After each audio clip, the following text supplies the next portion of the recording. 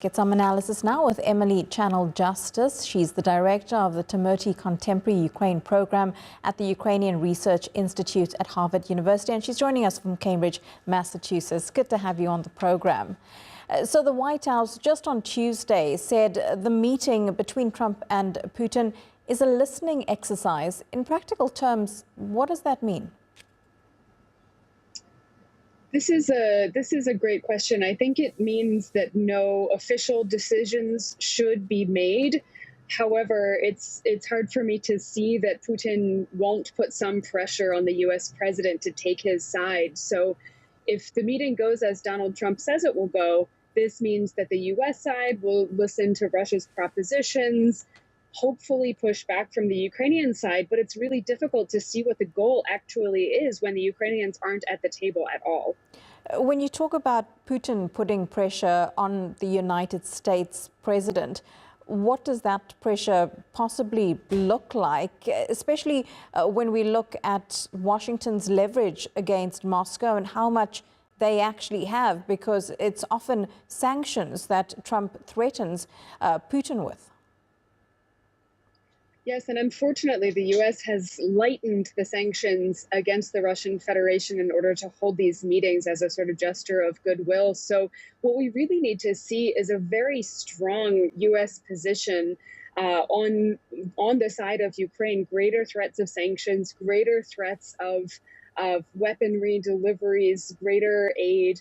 And the pressure that Putin may be able to put on the U.S. side comes more from what I believe would probably be empty promises that Russia would end the war or agree to a ceasefire of some kind if the U.S. can kind of force Ukraine's position in terms of territorial concessions, which of course is something is absolutely not supported in Ukraine. And so I'm fearful that, Putin does not go into these meetings as a listening exercise, right? He's seeing this as a way to get some pressure on the U.S. administration. And so it's really important that Trump keep in mind this Ukrainian side, that there should be no territorial concessions, no promises of territorial concessions, but that the focus really needs to be on convincing Russia to seriously take up the idea of some kind of ceasefire. And that, of course, is also something that European leaders are wanting. How much influence does the EU have over Donald Trump when it comes to ending this war? Because an end to this war is not just for Ukraine, it's for Europe as a whole.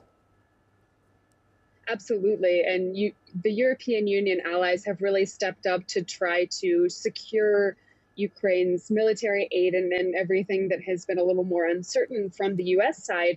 But from my perspective, it doesn't really seem like European leaders have very much leverage over the U.S. administration right now. It has been great in the past few years where the U.S. support of Ukraine and European support for Ukraine has aligned. But that hasn't been Donald Trump's approach since he's entered office. So it's hard for me to tell, what we really need to see is united sanctions from both sides, increased military aid from both sides.